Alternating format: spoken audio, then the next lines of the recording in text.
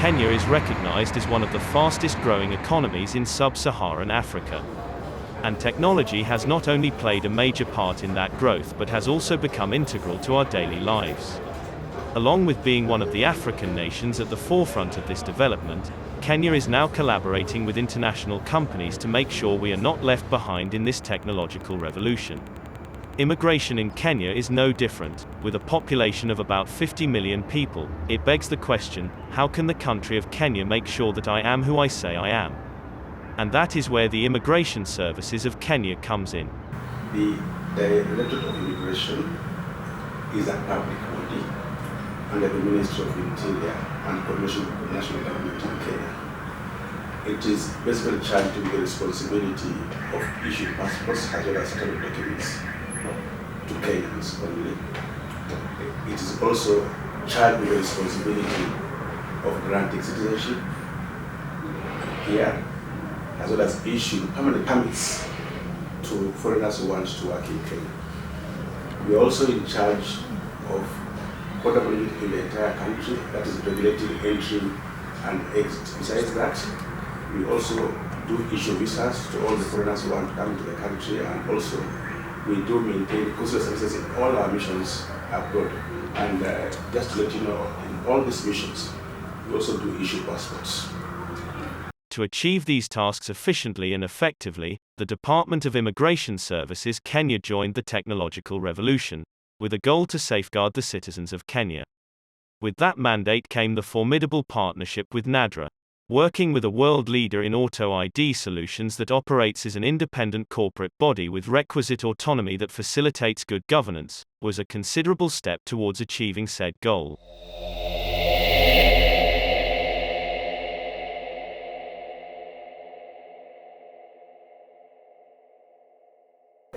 So I start the process. Okay, the first step is to verify the documents and how the form has been filled. So after that being done, you key in to the passport e-system, the e-citizen number to confirm if the appointment date and time is due.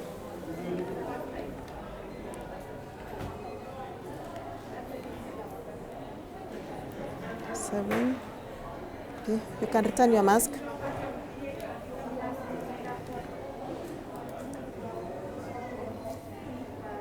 So the appointment date and time is due. That is why the system has populated all the details. So the details are according to the form. So you can proceed to issue the token. So the token number is 393. Okay. So a receipt is generated, which you attach onto the forms, and you give a copy to the applicant so that he can use it to collect the passport when it's ready for collection. National Database Registration Authority, NADRA, has gained international recognition for its success in providing solutions for identification, e-governance and secure documents that deliver multi-pronged goals of mitigating identity theft, safeguarding the interests of clients and facilitating the public.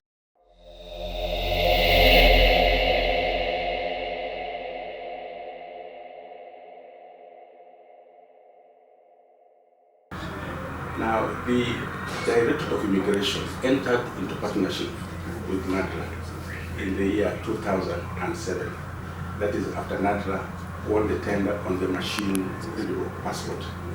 This is a complete end-to-end solution which they were able to build. And so far, using this NADRA solution, we have been able to produce 1,300,000 machine-readable passports. Now, in the year 2015, after a very good engagement with NADRA, they were also now awarded another tender now to upgrade our passport system from the machine-readable solution to the e-passport. Now, this new system was also customized to our unique requirements, and it had the following components: chip personalization. They also had an AFIS, which is a security system. They were ICAO also compliant. It also had a key management system, a 2D barcode, and also it had a machine readable software.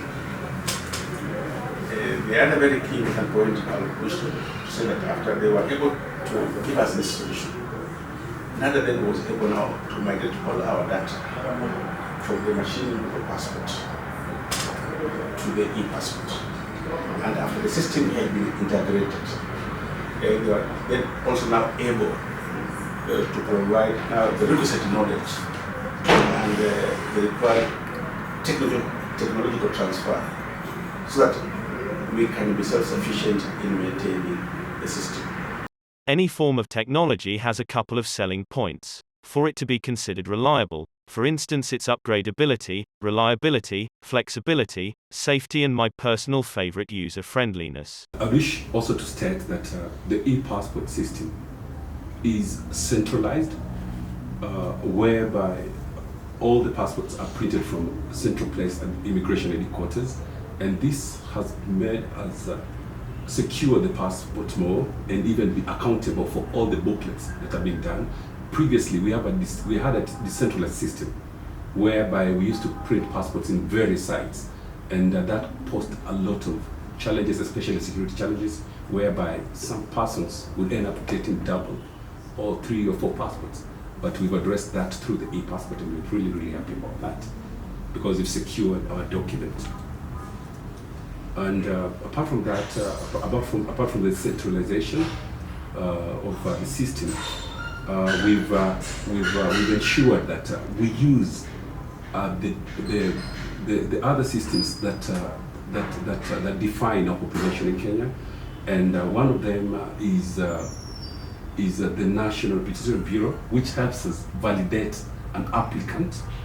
Another system that we depend on is the Integrated Population Registration System, which has brought in so many components and also define this actual person that is applying for the passport.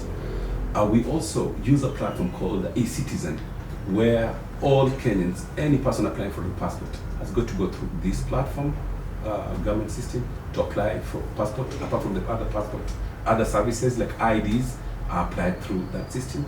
And last but not least, we also now take advantage of the portal, web portal, whereby applicants can apply for passport from the comfort of their houses, from bureaus, or any place in the diaspora. I would also wish to just define the components of the e-passport system as of now. Right now, our components are comprised of the local server. Then we have the central server. Apart from that, we have the production server where the actual product of the passport comes out. And apart from that, we also using the web portal. So that's how our system is comprised of with those 4 components. And at this point, I would wish also now to bring you into a production system itself, how we produce the e-passport. And by this, I mean by giving an overview of the production site here at the headquarters. Number one, we have the inventory management system. Number 2, we have an export printing, the printing of the passport itself. Number 3, we have quality check of a passport. Does this passport meet the ICAO standard? Does it meet the standards of the world, so that a person can be allowed to travel through airports internationally? Number 4, we have something called packaging. How do we pack these passports so that they reach the required sites on time, and we don't mix up these passports? Then the last one, we have dispatch of passports, how we make them ready for delivery to either the applicants or through the courier companies.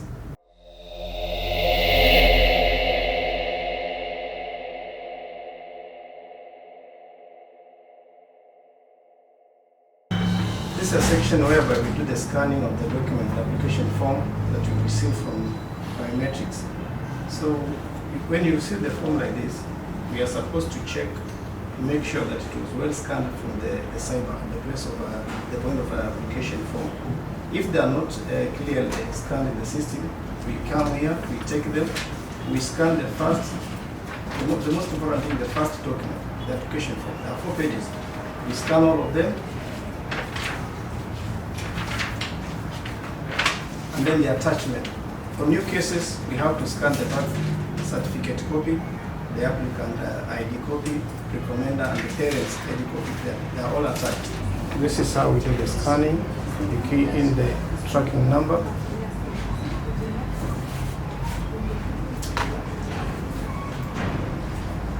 Then you take the application form. When it is tricky here, you are supposed to be specific. You see, we have photograph, application form, birth certificate, medical, all the information, all the documents that you need to scan, they are there. So the most important thing is to select the right one. For instance, if I select the photo and then I scan the application form, at the end of it, it won't save. So you are supposed to select the exact. Click OK.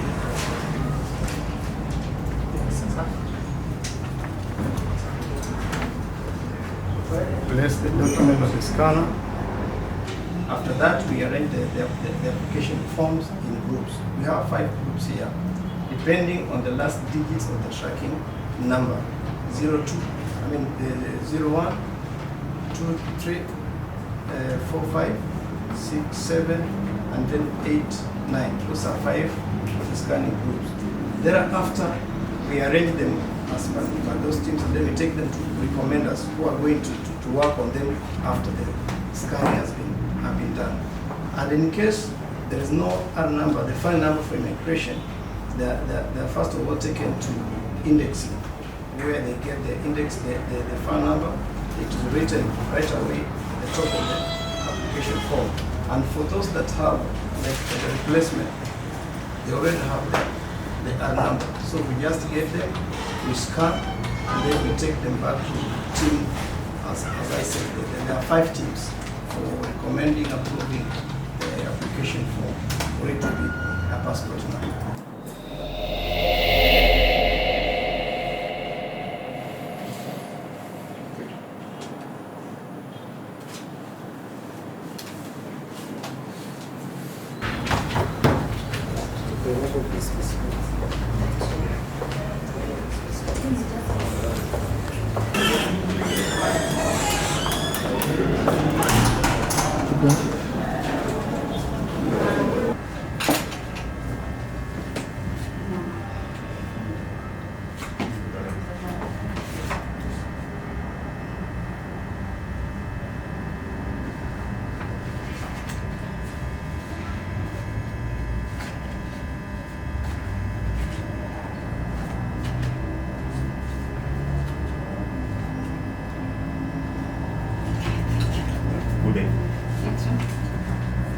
So this recommendation, I've just received forms from scanning.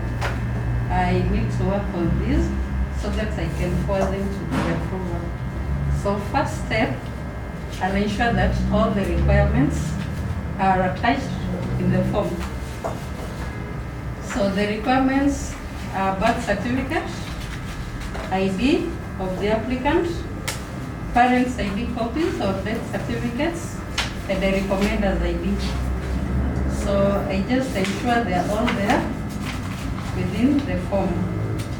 So this is the birth certificate, the applicant's ID, and then I ensure that the details in both the birth certificate and the ID are harmonized, like the names and date of birth. And that the attached parent's ID copy is the same with the name that appears in the birth certificate as the parent. So once I've done that, I go to the system. So first step, we pull up the data. I will call it removal of security so that we can have the data from the e-citizen database to enable us do the recommendation. So basically, we check on the photo of the applicant that is in our system if it matches what the applicant has attached in the form. So once we are satisfied that it's the same person, we clear it to proceed to the next level, which is the actual recommendation stage. So the application is recommended. It's a new application. And it has been cleared for the next stage. So we submit and give it a little time to enable it to pull the data. So at this stage, we process the form in readiness for the next stage, because we've already confirmed everything is okay. The photo matches the owner, the documents are all attached, and everything is in order. If at security stage or at document verification stage you realize this discrepancy, then we pend the application and consult the applicant on the required document or the issue that needs to be addressed before we proceed with the processing of that particular application.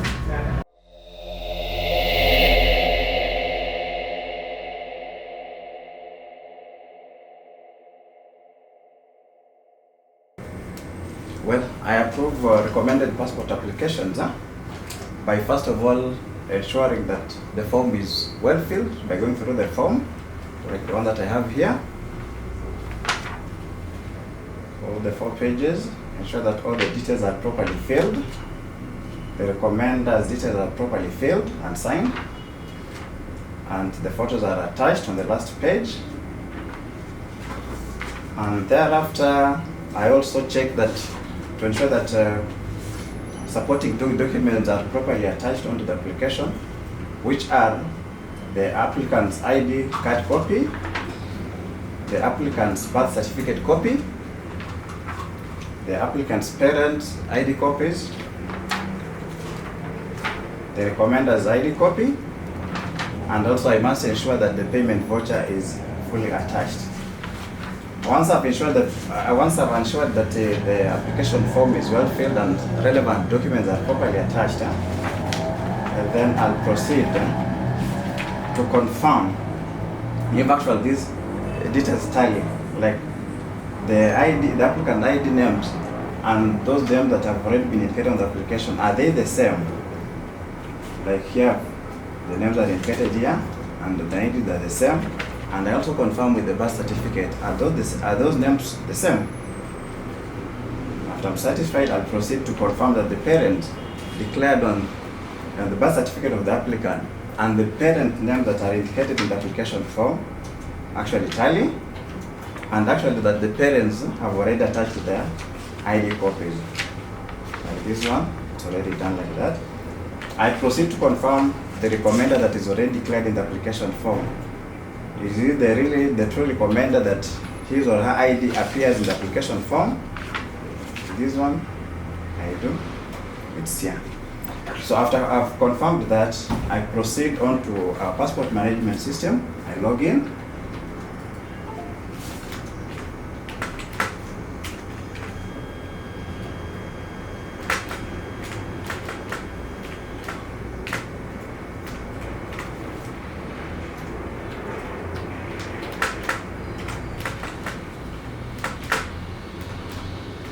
There it is, the system is already open.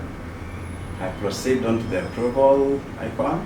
Because the form is already at the approval stage. So what I'll do, I'll key in the track number, which is indicated here.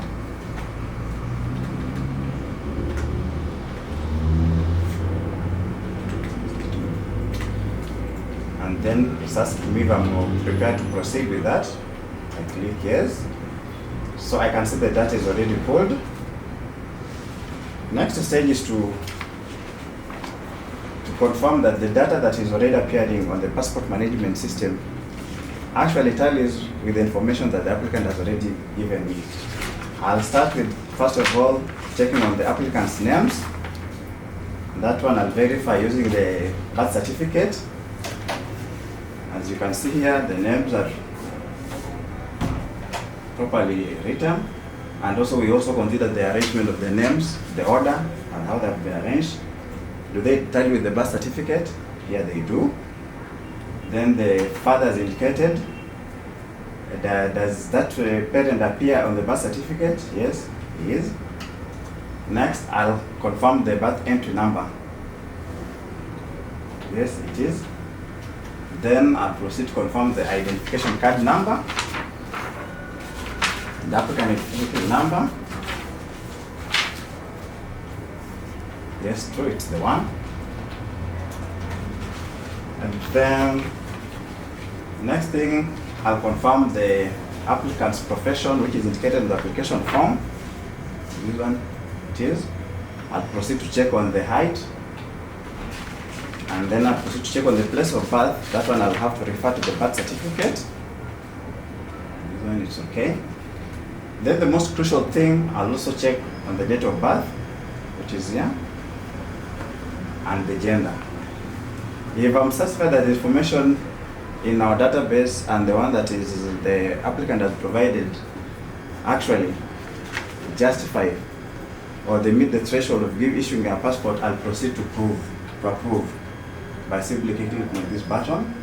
Then the remark that I put, because I'm satisfied that the applicant is actually valid to be issued with the passport, I'll just indicate the remarks as approved.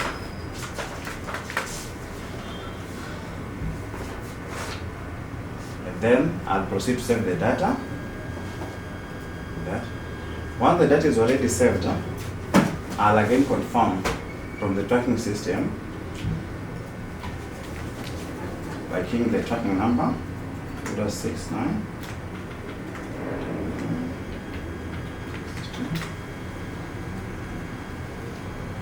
And as you can see, now I've already exported that application to the printing stage. Now the next stage will be the printing, and after this, it's already a passport. And the cycle continues, and I go to the next application.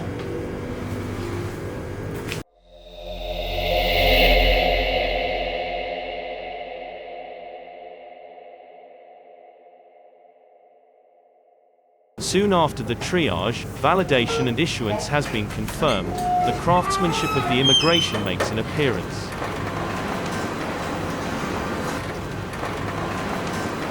This system is called Epassport production. It's only for printers for production.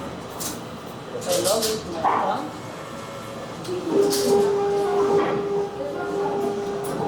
these are the passports which have been exported for printing. I extract. This is what we call batching. Despite my mention of craftsmanship, the booklet production phase relies heavily on our printing technology.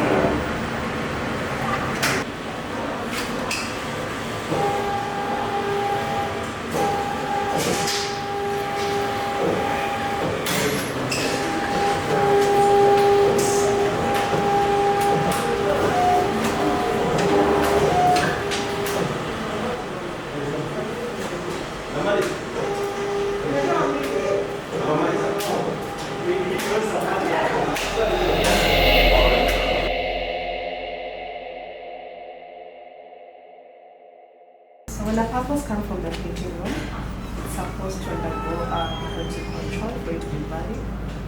For this passport is a A series. We check if the passport has all pages are correct. That is 34 pages for A series. For B series it's 50 pages and for C series 66 pages. There are some certain features you can see the naked eye, but the features you can only see by using this quality control machine. For example, the fingerprints. For this passport, when you see it like this, it's very okay. You can pay the names are in order. For this, the firmware, you make sure it's written firmware over here. So when you get this passport, you place it under this machine.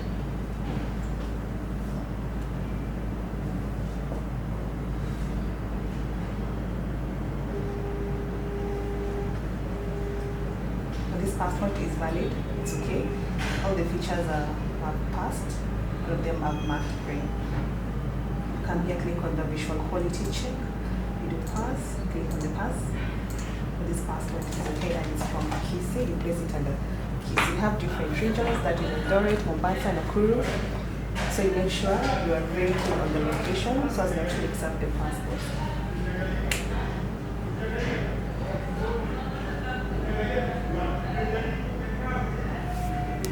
So it's from Nairobi. The passport is okay. All the features are passed. You click on the visual quality check. You click on the pass. Place it under Nairobi when it's here.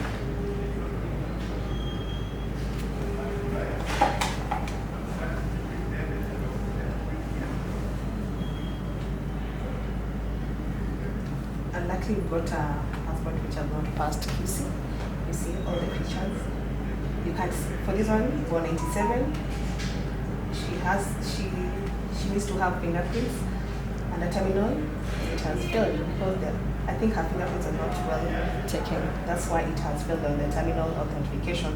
For this passport of Nairobi, when it has failed QC, you place it aside. But at the end of the day, you record them and then we export it the next day. It will come with a different passport number for it to be valid. So you place it aside.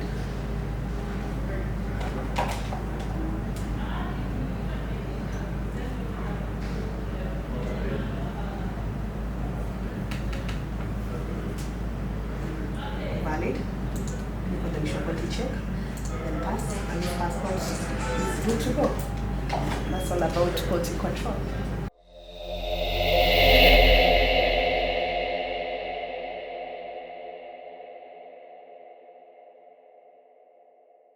So I'm introducing you to the server environment for the Epassport system. It's a secure environment where authorized officers are the ones only who have access to the server room, and so I'm going to use the biometric access to access this place. Thank you. So this is the first door leading to the place. You can see some metallic door, and we have another layer again. Thank you. And in the server room, first and foremost, this place is powered using raw power, but we have a power backup system through which our load is powered as a protection measure and to ensure that there is consistent in power supply whenever there is a power outage. So it's powered from here, and these are the batteries. And then I take you to the cooling environment. This equipment is responsible for the cooling of this server room because we have very many equipment here. In the racking system, we have the Epassport server rack hosting a number of servers, but not all the servers. So probably I'll show you.